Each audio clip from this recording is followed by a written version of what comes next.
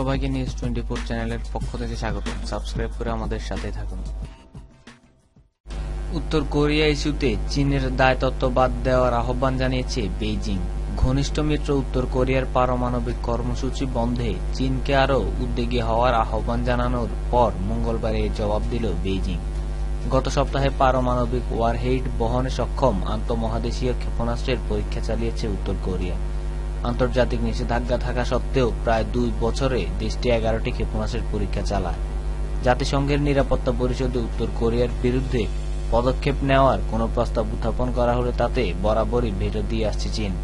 সম্প্রতি মার্কিন president Donald Trump চীনা প্রেসিডেন্ট শি জিনপিং এর সঙ্গে বৈঠকে উত্তর কোরিয়ার পারমাণবিক ও ক্ষেপণাস্ত্র কর্মসূচি বন্ধে আরও উদ্যোগী হওয়ার আহ্বান জানান। উত্তর কোরিয়ার সঙ্গে ঘনিষ্ঠ বাণিজ্য ও কূটনৈতিক সম্পর্ক রক্ষাকারী চীনের উদ্বেগ নিয়ে বিভিন্ন সময় বিরক্ত প্রকাশ করেন তিনি।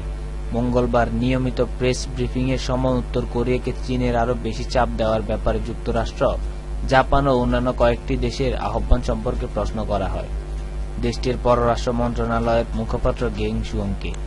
জবাবে তিনি বলেন, সম্প্রতি বেশ কিছু লোক কোরীয় উপদ্বীপের পারমাণবিক কর্মসূচি ইস্যুতে তথাকথিত চীনের দায়িত্ব নিয়ে লক্ষণীয়ভাবে অতিশয়োক্তি করছে। আমি মনে করি এতে তাদের সঠিক জ্ঞানের অভাব অথবা দায় অন্যের উপর চাপানোর প্রচণ্ড চেষ্টা দেখা যাচ্ছে। তিনি বলেন, চীন এ ব্যাপারে অবিরাম চেষ্টা চালিয়ে যাচ্ছে এবং গঠনমূলক ভূমিকা রাখছে, তবে প্রত্যেক পক্ষকে তাদের দায়িত্ব পালন করতে হবে। শুয়াং বলেন, অন্যকে কিছু করতে বলে নিজে তা না করা ঠিক নয়। অন্যের পিঠে ছুরি মারা সত্যিকার অর্থে ভালো কাজ নয়।